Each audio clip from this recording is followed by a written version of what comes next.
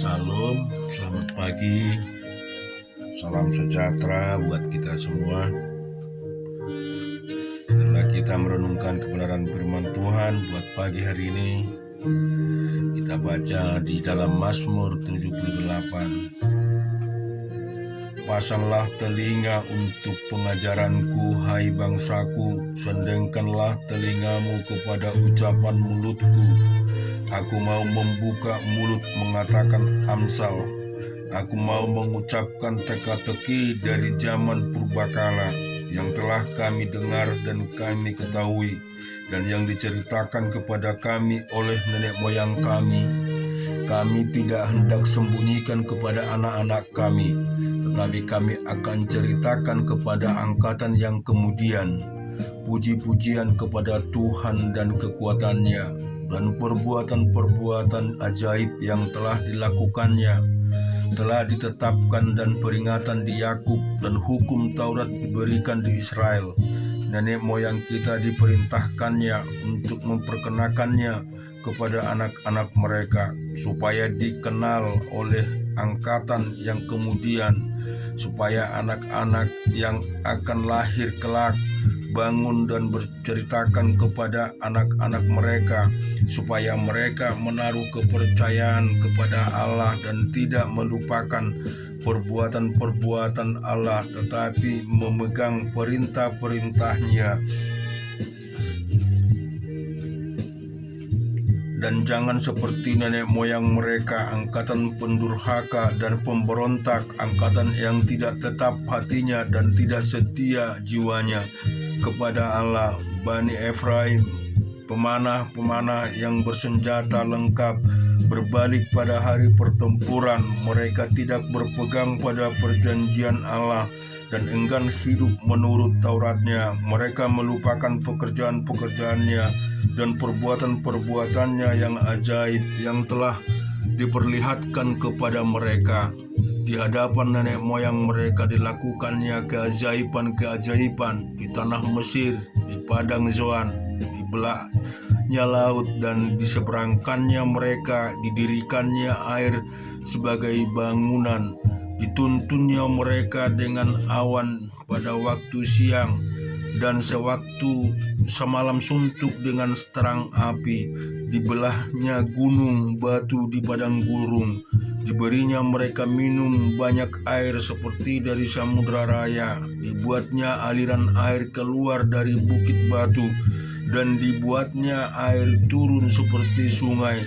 Tetapi mereka terus membuat dosa terhadap Dia dengan memberontak terhadap Yang Maha Tinggi di padang kering. Mereka mencobai Allah dan hati mereka dengan meminta makan menuruti nafsu mereka. Mereka berkata terhadap Allah, sungguh sanggupkah Allah menyajikan hidangan di padang gurun? Memang Ia memukul gunung batu sehingga dipancarkan air dan dibanjirkan sungai-sungai terhadap. Sanggupkah Ia memberikan roti juga atau menyediakan daging bagi umatnya? Sebab itu ketika mendengar hal itu Tuhan gemas, api menyala menimpa Yakub, bahkan murka bergejolak menimpa Israel. Sebab mereka tidak percaya kepada Allah dan tidak yakin akan keselamatan daripadanya, maka Ia memerintahkan awan-awan dari atas, membuka pintu-pintu langit, menurunkan kepada mereka hujan mana untuk dimakan, dan memberikan kepada mereka gandum dari langit. Setiap orang telah memakan roti malaikat yang mengirimkan perbekalan kepada mereka berlimpah-limpah. Ia telah menghembuskan angin timur di langit dan mengiring angin selatan dengan kekuatannya. Ia menurunkan kepada mereka hujan daging seperti debu banyaknya, dan hujan burung-burung bersayap seperti pasir laut. Ia menjatuhkan ke tengah perkemahan mereka, sekeliling tempat kediaman itu. Mereka makan dan menjadi sangat kenyang. Ia memberikan kepada mereka apa yang mereka inginkan. Mereka belum merasa puas, sedang makanan masih ada di mulut mereka. Maka bangkitlah murka Allah terhadap mereka. Ia membunuh gembong-gembong mereka dan menewaskan taruna-taruna Israel. Sekalipun demikian mereka masih saja berbuat dosa dan tidak percaya kepada perbuatan-perbuatannya yang ajaib. Sebab itu ia membuat hari-hari mereka habis dalam kesia-siaan dan tahun-tahun mereka dalam kekejutan. Apabila ia membunuh mereka, maka mereka mencari dia, mereka berbalik dan mengingini Allah.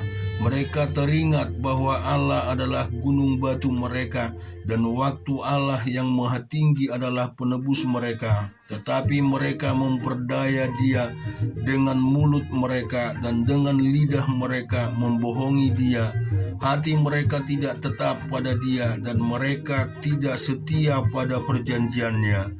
Tetapi ia bersifat penyayang, ia mengampuni kesalahan mereka dan tidak memusnahkan mereka. Banyak kali ia menahan murkanya dan tidak membangkitkan segenap amarahnya.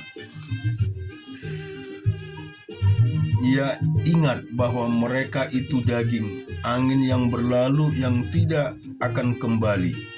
Berapa kali mereka memberontak terhadap dia di padang gurun dan menyusahkan hatinya di padang belantara. Di Lukas 11 ayat 14 sampai dengan 36. Pada suatu kali Yesus mengusir dari seorang satu setan yang membisukan. Ketika setan itu keluar, orang bisu itu dapat berkata-kata. Maka heranlah orang banyak, tetapi ada di antara mereka yang berkata, ia mengusir setan dengan kuasa Beelzebul, penghulu setan. Ada pula yang meminta satu tanda dari sorga kepadanya untuk mencobai dia, tetapi Yesus mengetahui pikiran mereka lalu berkata, setiap kerajaan yang terpecah-pecah pasti binasa dan setiap rumah tangga yang terpecah-pecah pasti runtuh. Jikalau iblis itu juga terbagi-bagi dan melawan dirinya sendiri, bagaimanakah kerajaan dapat bertahan? Sebab kamu berkata bahwa aku mengusir setan dengan kuasa Beelzebul. Jadi jika aku mengusir setan dengan kuasa Beelzebul, dengan kuasa apakah pengikut-pengikutmu mengusirnya? Sebab itu merekalah yang akan menjadi hakimmu. Tetapi jika aku mengusir setan dengan kuasa Allah, maka sesungguhnya kerajaan Allah sudah datang kepadamu. Apabila seorang yang kuat dan yang lengkap bersenjata menjaga rumah sendiri, maka amanah segala miliknya. Tetapi jika seorang yang lebih kuat daripadanya menyerang dan mengalahkannya, maka orang itu akan merampas perlengkapan senjata yang diandalkannya dan akan membagi-bagikan rampasannya. Siapa tidak bersama orang, ia melawan aku. Siapa tidak bersama aku, ia melawan aku, dan siapa tidak mengumpulkan bersama aku, ia mencerai-beraikan. Apabila roh jahat keluar dari manusia, ia pun mengembara ke tempat-tempat tandus mencari perhentian, dan karena ia tidak mendapatkannya, ia berkata, aku akan kembali ke rumah yang telah kutinggalkan itu. Maka pergilah ia dan mendapati rumah itu bersih, tersapu, dan rapi teratur. Lalu ia keluar dan mengajak 7 roh lain yang lain jahat daripadanya, dan mereka masuk dan berdiam di situ. Maka akhirnya keadaan orang itu lebih buruk daripada keadaan yang semula. Ketika Yesus masih berbicara, berserulah seorang perempuan dari antara orang banyak dan berkata kepadanya, barang siapa, berbahagialah ibu yang telah mengandung engkau dan susu yang telah menyusui engkau. Tetapi ia berkata, yang berbahagia ialah mereka yang mendengar firman Allah dan yang melihatnya. Ketika orang banyak menggerumuninya, berkatalah Yesus, angkatan ini adalah angkatan yang jahat. Mereka menghendaki suatu tanda, tetapi kepada mereka tidak akan diberikan tanda selain tanda Nabi Yunus. Sebab seperti Yunus menjadi tanda untuk orang-orang Ninewe, demikian pula Anak Manusia akan menjadi tanda untuk angkatan ini. Pada waktu penghakiman, Ratu dari Selatan itu akan bangkit bersama orang dari angkatan ini, dan ia akan menghukum mereka, sebab Ratu itu datang dari ujung bumi untuk mendengar hikmat Salomo, dan sesungguhnya yang ada di sini lebih daripada Salomo. Pada waktu penghakiman, seorang Niniwe akan bangkit bersama angkatan ini, dan mereka akan menghukum, sebab orang-orang Niniwe itu bertobat waktu mereka mendengar pemberitaan Yunus, dan sesungguhnya yang ada di sini lebih daripada Yunus. Tidak seorang pun yang menyalakan pelita lalu meletakkan di kolong rumah atau di bawah gantang, melainkan di atas kaki dian, supaya semua orang yang masuk dapat melihat cahayanya. Matamu adalah pelita tubuhmu. Jika mata baik, teranglah seluruh tubuhmu. Tetapi jika matamu jahat, gelaplah tubuhmu. Karena itu perhatikanlah supaya terang yang ada padamu jangan menjadi kegelapan. Jika seluruh tubuhmu terang dan tidak ada bagian yang gelap, maka seluruhnya akan terang, sama seperti apabila pelita menerangi engkau dengan cahayanya.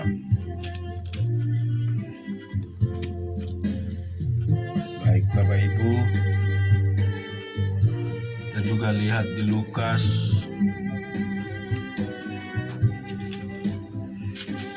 di Ulangan 27 ayat 1. Lagi Musa dan para tua-tua Israel memerintah kepada bangsa itu, berpeganglah pada segenap perintah yang kusampaikan kepadamu pada hari ini, dan pada hari kamu menyeberangi sungai Yordan ke negeri yang diberikan kepadamu oleh Tuhan Allahmu, maka haruslah engkau menegakkan batu-batu besar dan mengapungnya. Lalu pada batu itu harus kau tulis segala perkataan hukum Taurat ini, sesudah engkau menyeberangi, supaya engkau masuk ke negeri yang diberikan kepadamu oleh Tuhan Allahmu, suatu negeri yang berlimpah-limpah susu dan madunya, seperti yang dijanjikan kepadamu oleh Tuhan Allah nenek moyangmu. Dan sesudah kamu menyeberangi sungai Yordan, maka haruslah batu-batu itu yang telah kuperintahkan kepadamu pada hari ini kamu tegakkan di gunung Ebal dan kau kapuri. Juga haruslah kau dirikan di sana mezbah bagi Tuhan Allahmu, suatu mezbah dari batu yang tidak boleh kau olah dengan perkakas besi, dari batu tidak dipahat. Haruslah kau dirikan mezbah Tuhan Allahmu itu. Di atasnya haruslah kau persembahkan korban bakaran kepada Tuhan Allahmu. Juga haruslah engkau mempersembahkan korban keselamatan, memakan di sana dan mensyukuri di hadapan Tuhan Allahmu. Selanjutnya haruslah engkau menuliskan pada batu-batu itu segala perkataan hukum Taurat ini dengan terang. Juga berbicara Musa dan imam-imam orang Lewi kepada seluruh orang Israel, diamlah dan dengarlah, hai orang Israel, pada hari ini engkau telah menjadi umat Tuhan Allahmu. Sebab itu engkau harus mendengar suara Tuhan Allahmu dan melakukan perintah dengan ketetapan yang kau sampaikan kepadamu pada hari ini. Tuhan puji, kita sembah, dan Tuhan yang sangat luar biasa, biarlah kita kelak selalu yakin dan percaya, mengingat kembali mukjizat-mukjizat yang pernah diberikan, mengingat keajaiban, bukan seperti bangsa yang telah menerima keajaiban tapi mereka tidak pernah percaya, sehingga Allah murka. Allah Bapa menjadi sangat sedih, sehingga bangsa itu mengalami sebuah permasalahan yang besar. Mereka berjalan di gurun pasir yang cukup lama karena Tuhan tidak berkenan kepada mereka. Biarlah kita hari ini melihat pertolongan Tuhan selalu, sekalipun kita mengalami banyak persoalan, tapi kita ingat yang lebih baik dari Tuhan, dan kita selalu berseru kepadanya. Amin.